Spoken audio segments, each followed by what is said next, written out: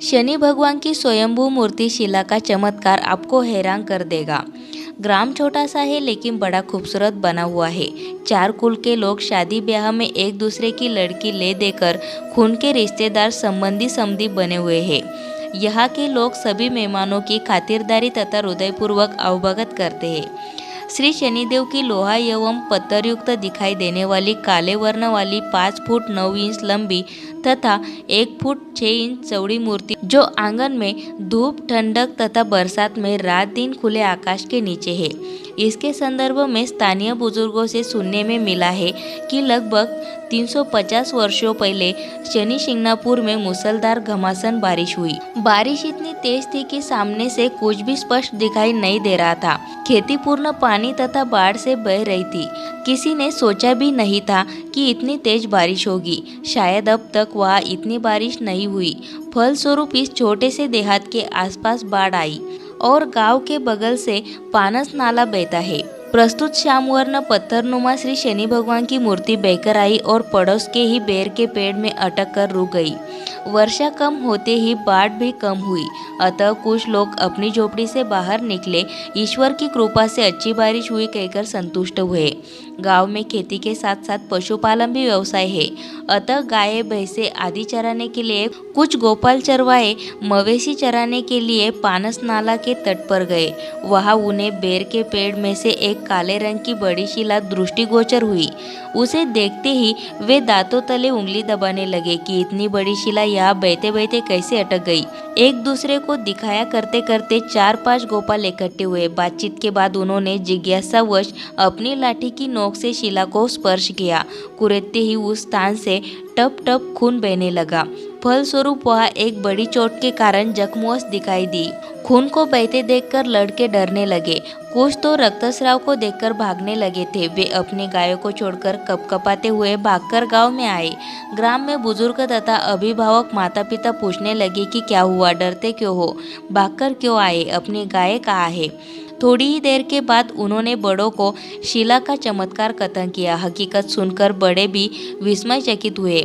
शिला के रक्तस्राव की खबर हवा की तरह सर्वत्र फैल गई। सारे लोग घर छोड़कर वह करिश्माई देखने पहुंच गए। प्रस्तुत चमत्कार को देखते ही रहे।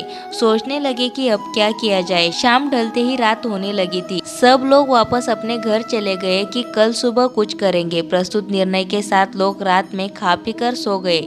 सोए तो सही, लेकिन प्रस्तुत अलौकिक घटना के कारण रात भर किसी को अच्छी नींद नहीं आई। कुछ लोग रात जगा करते रहे तो कुछ अनिच्छा से आंखें बंद कर सोने जा रहे थे तो कुछ अलसाए हुए निद्रा की झपकी ले रहे थे। शनिदेव स्वप्न दृष्टांत। अचानक उसी रजनी बेला में एक स्थानीय निवासी को थोड़ी सी नींद आई और नींद में शाम ने जो चमत्कार देखा था उसी संदर्भ में सपने में उससे शनिदेव ने जो बातचीत की उसका अंश इस प्रकार है। कल तुमने गांव वालों ने गोपाल ने जो कुछ देखा है वह सब सच है। आप कौन बोल रहे हैं? भक्त, मैं साक्षात शनिदेव बोल रहा हूँ। मुझे वहाँ से ले उठाइए और मेरी प्रतिष्ठापना कीजिए। इति शनि भगवान। दूसरे ही दिन उस भक्त ने गांव के लोगों को अपने सपने के बारे में कथन किया, जिसे सुनकर लोग दंग हुए। उस भक्त के कहने पर गांव के लोग बैलगाड़ी लेकर मूर्ति के पास पहुंचे जो बेर के पेड़ में अटकी हुई थी। मूर्ति को उठाकर बैलगाड़ी में चढ़ाने का प्रयास सभी का रहा, लेकिन वो कामयाब नहीं हुए। सभी निराश तथा हताश हुए। दिन भर प्रयत्न करने के बावजूद मूर्ति टस से मस नहीं हुई। अंत में मूर्ति गाड़ी में न चढ़ने के कारण लोग मायूस होकर अपने अपने घर लौट आए। तीसरे दिन फिर शनि भगवान ने अपने उस भक्त के स्वप्न में आकर निवेदन किया कि बेटा, मैं उस स्थान से तभी उठूंगा जो उठाने वाले रिश्ते में सगे मामा भांजे हो। वे ही मुझे उठाकर कटी हुई बेर की डाली पर डालेंगे। दूसरा जो बैल जोतेंगे वे काले वर्ण के हो तथा वे भी रिश्ते में मामा भांजे हो। भक्त की नींद खुली तो उसने पाया कि वह तो रात की नींद में रहा। सुबह उठकर उसने यह दृष्टांत गांव वालों को बताया और गांव वालों ने भी स्वप्न दृष्टांत के अनुसार ही किया। तब कही मूर्ति कटी हुई बेर की डाली पर डाली गई। यह कितने ताजुब की बात रही कि जहाँ पहले मूर्ति को एक साथ अनेक लोगों द्वारा उठाने का प्रयास रहा, लेकिन व्यर्थ। जब केवल 2 सगे मामा भांजे उठाने लगे तो वे सफल हुए। मनुष्य स्वभाव या भक्त के एक स्वभाव की बात यह देखने लायक है। जिस भक्त के सपने में शनिदेव आते रहे उसने मन ही मन में उस मूर्ति की प्राण प्रतिष्ठा अपनी ही जमीन में करने की पूरी कोशिश की, लेकिन उस जमीन पर से मूर्ति जरा सी भी हिलने को तैयार नहीं थी। अतः आज जिस स्थान पर मूर्ति शोभायमान है, उसी स्थान पर आते ही हलचल हुई और मूर्ति की प्राण प्रतिष्ठा संपन्न हुई। प्रस्तुत चमत्कार के साक्षी तब गांव के सारे लोग थे। कई दिनों तक मूर्ति जमीन पर मामूली चबूतरे पर थी। अब जो चबूतरा दृष्टिगोचर हो रहा है, वह तब नहीं था। इसका भी एक किस्सा है। सोनई के एक भक्त थे, श्री जवाहर मल।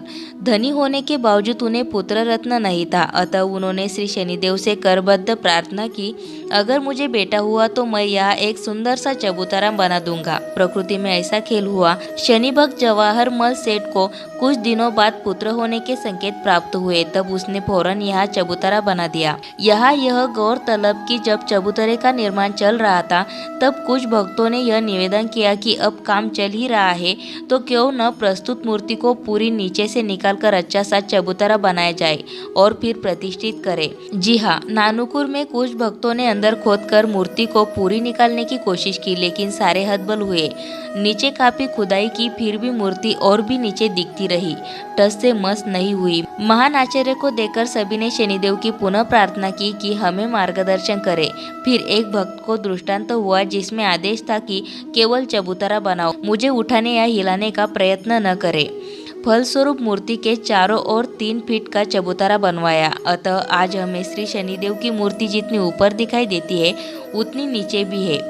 दोस्तों, वीडियो अच्छी लगी हो तो वीडियो को लाइक ज़रूर करें और इसी तरह की वीडियो के लिए हमारे चैनल को सब्सक्राइब करके बेल आइकन को ज़रूर प्रेस करें।